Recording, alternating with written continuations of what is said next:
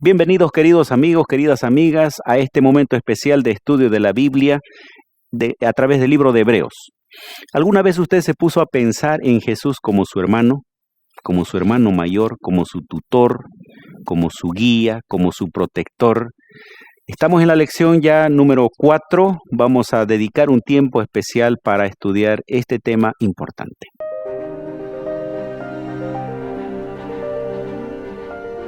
Axiomas, más allá de la evidencia.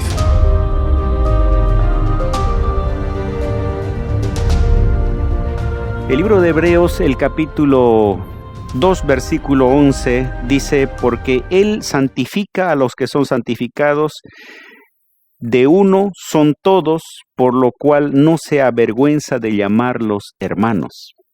Qué interesante expresión, Jesús nuestro hermano. Para el estudio de hoy tenemos como invitado al pastor David Vargas. Bienvenido, querido David. Gracias. Contento de compartir el estudio de la palabra del Señor. Bueno, te invito por favor a que nos guíes en oración antes de seguir con el tema. Claro que sí, oramos.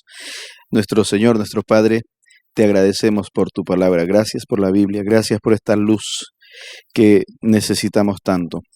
Te suplicamos que el mismo Espíritu que inspiró su Escritura nos permita ahora no solamente comprender, sino también tomar decisiones, decidir acercarnos, decidir depender, decidir ser salvados por ti. Gracias, Dios, en nombre de Jesús. Amén. Amén. Esa figura de Jesús como hermano, ¿qué es lo que te evoca, David?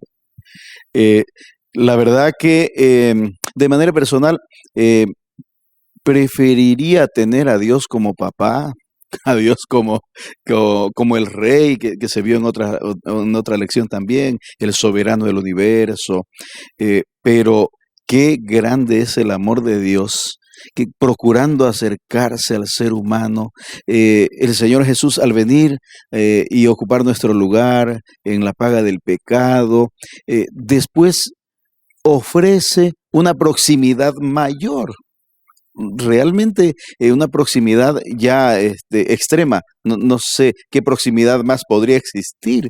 Se constituye en nuestro hermano. Tomando la figura desde el Antiguo Testamento, ¿no? De aquellas necesidades que en el pueblo muchas veces aparecían cuando alguien no tenía quien le ayude, quien le apoye, había un hermano ahí o alguien vamos, que asume esa figura. Ahí vamos a entrar.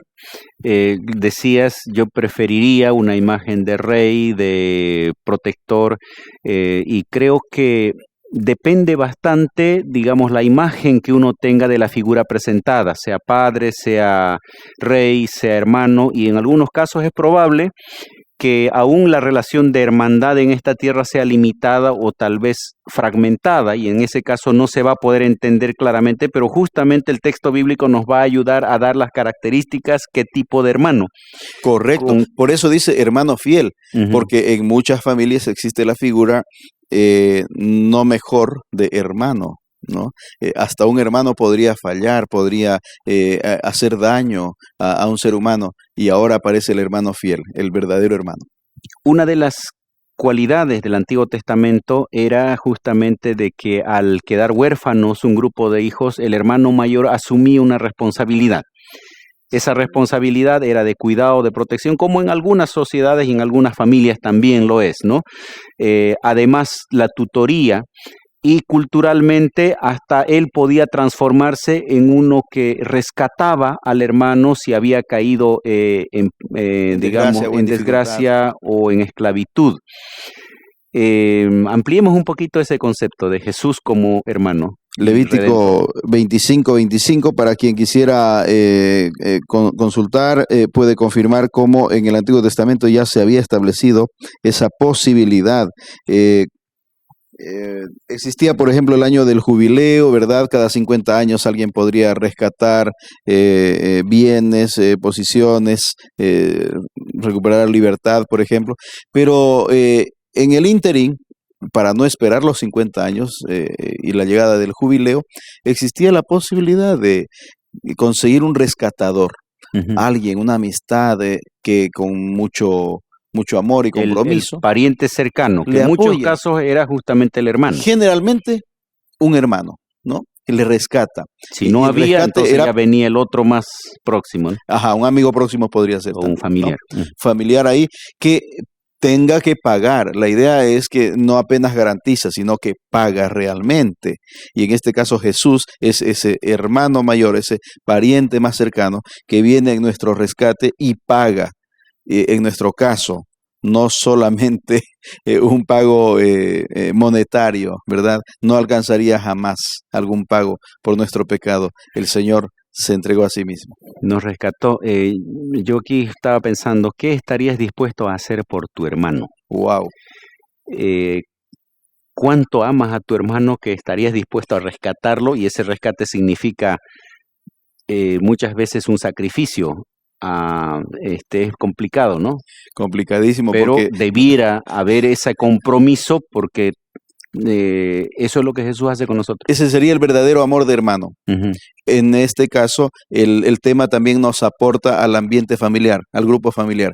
Necesitamos desarrollar un amor al interior de la familia mejor que el que estamos practicando.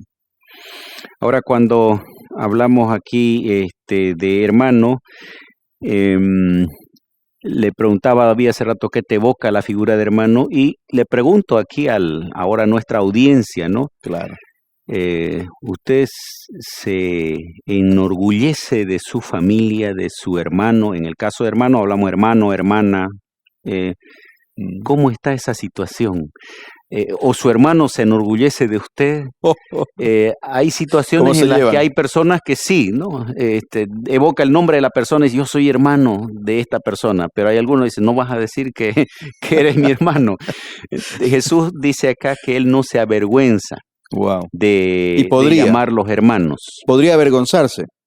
En realidad, si nosotros reconociésemos nuestra situación como se afirma cuando Pablo escribe, estamos destituidos de la gloria de Dios, el Señor Jesús podría y debería avergonzarse de nosotros, ¿verdad?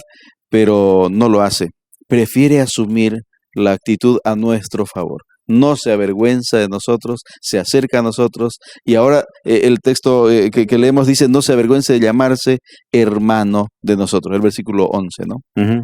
El versículo 11, no se avergüenza de llamarlos hermanos, diciendo, dice, anunciaré a mis hermanos tu nombre en medio de la congregación. Jesús, Dios, toma la naturaleza humana y no solamente viene a cumplir una misión, sino se transforma en un hermano. Cuando Jesús está a punto de ir para el cielo, dice, yo me voy, pero quiero que donde yo estoy, ustedes estén. Hay un nexo inseparable. Y permanente Correcto. en el tiempo, se extiende en el tiempo, no es temporal, no es circunstancial. Él dice, este vínculo se torna en un vínculo permanente, recuperando obviamente el propósito original de la creación, ¿no? Versículo 17 dice, por lo cual debiera ser en todo semejante, hablando de Jesús, semejante a sus hermanos, para venir a ser misericordioso y fiel sumo sacerdote en lo que a Dios se refiere para expiar los pecados. Esa semejanza, ¿qué más implica?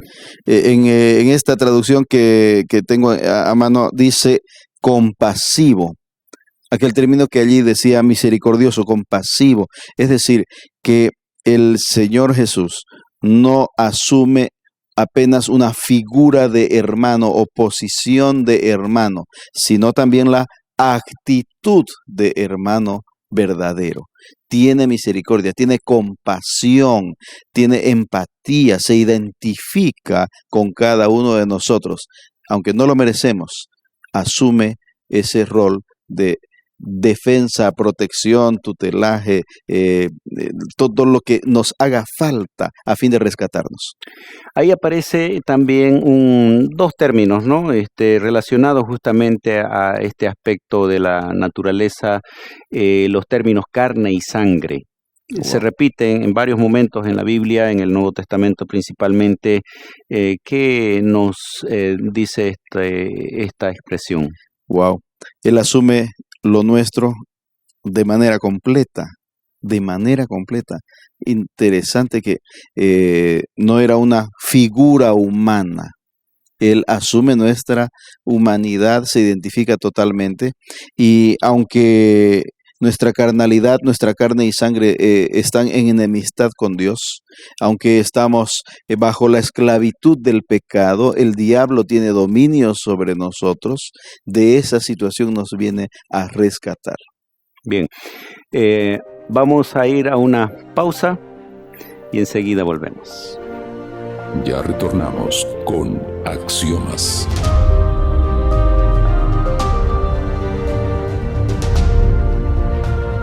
Estamos de vuelta aquí en el estudio del libro de Hebreos. Estamos hablando de Jesús como nuestro hermano fiel. Quiero leer el capítulo 2, versículo 10. Porque convenía a aquel por cuya causa son todas las cosas y por quien todas las cosas subsisten, que habiendo de llevar muchos hijos a la gloria, perfeccionase por aflicción al autor de la salvación de ellos. Y el capítulo 5, versículo 8, dice, y aunque era hijo, hablando de hijo de Dios con mayúscula, por lo que padeció, aprendió la obediencia. Dos temas un tanto controversiales. Jesús necesitaba ser perfeccionado, Jesús aprendió obediencia. ¿Cómo podemos entender estos dos conceptos a la luz del libro de Hebreos? Da la impresión de que el sufrimiento le sería útil, y por supuesto que no, ¿verdad? El Señor Jesús perfeccionado a través del sufrimiento, en primer lugar, asumiendo de manera perfecta nuestra fragilidad, limitaciones, debilidad, en el caso humano. En primer lugar, la perfección de asumir nuestros sufrimientos, nuestra limitación, nuestra debilidad y fragilidad. Y en cuanto a la siguiente afirmación es sobre la obediencia, ¿verdad? La obediencia. Cristo no es que haya sido desobediente y luego se haga obediente, sino que el perfeccionamiento en el caso de Él es que, siendo el soberano acostumbrado a ser obedecido, ahora obedece. No que siendo desobediente se torne en obediente. Claro, él cambia el papel. Cambia el rol, cambia el papel. Asume un rol diferente. Habiendo sido el soberano a quien se le obedece, ahora asume nuestra situación de obediente. Es interesante mirar ese aspecto porque leyendo rápidamente podríamos entender de que Jesús vino a perfeccionarse, por lo tanto era imperfecto.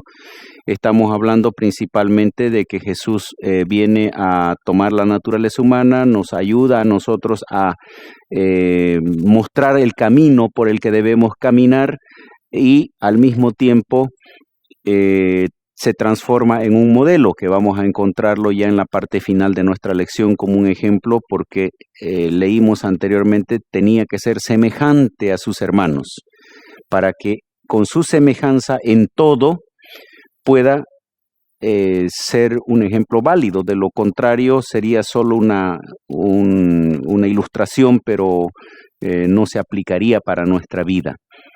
¿Verdad? Realmente Jesús asume toda nuestra humanidad. Ahora, ¿cuán importante que se presente a Jesús como obediente?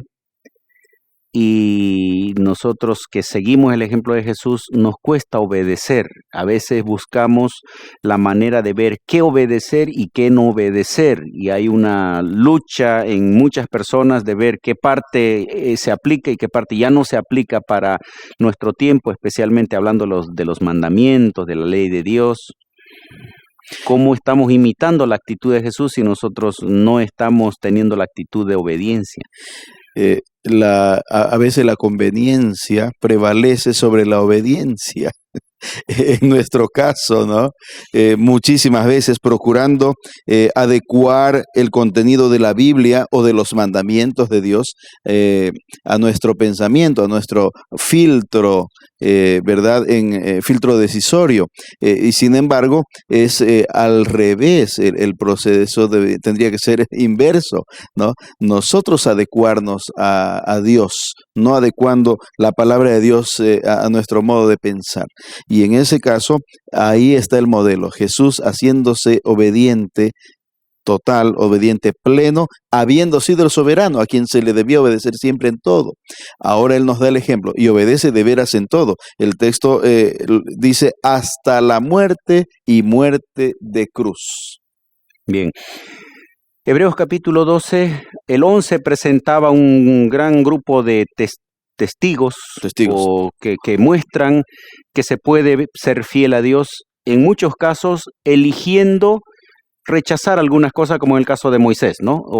De Moisés. Prefiriendo aún el sufrimiento al trono, pero sabiendo que era el camino correcto. Y aparece en el capítulo 12, dice, por tanto vosotros también teniendo en derredor nuestro grande nube de testigos, despojémonos de todo peso, del pecado que nos asedia y corramos con paciencia la carrera que tenemos por delante, puestos los ojos en Jesús, el autor y consumador de la fe. Jesús como modelo. Ese autor, consumador, son dos palabras que nos pueden ayudar a entender el papel de Jesús como nuestro modelo. Claro. El autor y consumador de nuestra fe. Es decir, no tenemos a alguien que está siguiendo un modelo, tenemos al modelo realmente, el que ha generado esta figura, esta posibilidad, porque habíamos perdido en la caída de Adán como humanidad, en la caída de Adán habíamos perdido el acceso y habíamos perdido tantas cosas, se ha deteriorado la imagen de Dios en el ser humano. Ahora con Jesús tenemos el modelo para que sea restituida la posición, la situación humana y además para que en nosotros se pueda perfeccionar la fe. ¿Qué es fe? Fe es confiar, fe es creer, fe es obedecer, fe es seguir. Fe es ser consecuente en la vida con lo que se afirma en las palabras. Tendría que haber coherencia entre las palabras o las creencias y también las acciones, ¿verdad? El carácter mismo, ser transformado. No hasta donde podemos nosotros en nuestra limitación alcanzar, sino hasta donde el Señor Jesús demuestra que se puede avanzar. Interesante esa palabra que también la lección la incluye, del griego archegos o arquegos, que significa autor, iniciador, precursor, y aquel que va guiando a la persona el camino a seguir, y no le queda otra al cristiano que mirar a Jesús si quiere seguir el camino correcto. Y no estamos solos, ¿no? Qué bueno asociar la idea anterior del hermano fiel, ¿verdad? No se trata de un extraño, no es alguien que desea mi mal, no es alguien que está para exigirme. Es alguien que está para apoyarme, respaldarme. Y entonces ese mismo está guiándome, está yendo delante mío para que yo simplemente le siga. Y conocemos el destino, sabemos que conviene. Y Pablo dice inclusive, todo esto lo está diciendo para que ustedes vuestro ánimo, versículo 3, la parte final, vuestro ánimo no se canse hasta desmayar, porque estamos siguiendo a Jesús. Queridos amigos, estamos ya en la parte final de nuestra lección. Es fascinante, es interesante, y a veces falta el tiempo para hablar de cómo Jesús trabaja en nuestro favor y busca ayudarnos en nuestras debilidades. Vamos a una pausa final. Ya retornamos con Axiomas.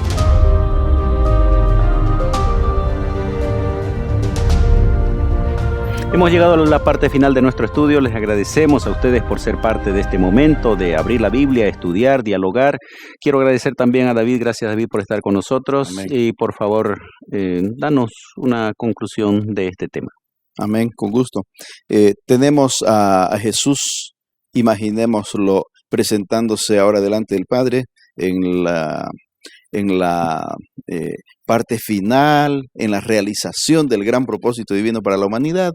Él diciendo, aquí están los míos, ¿no? Los que me diste. Y podríamos decir cada uno también, ¿podríamos presentarnos? ¿Se daría la posibilidad? Necesitamos, ¿verdad? Cada uno presentarnos ante el Señor con los que el Señor nos ha dado. ¿Qué tal seguir a Jesús, pero también animando a nuestros semejantes a seguirle? Que Dios nos bendiga. Amén. Gracias, Jesús, como nuestro hermano fiel. Qué privilegio, qué garantía de la presencia de Dios cerca nuestro, que eso pueda alegrar tu día y alegrar tu vida, querido amigo, querida amiga. Amén. Axiomas, más allá de la evidencia.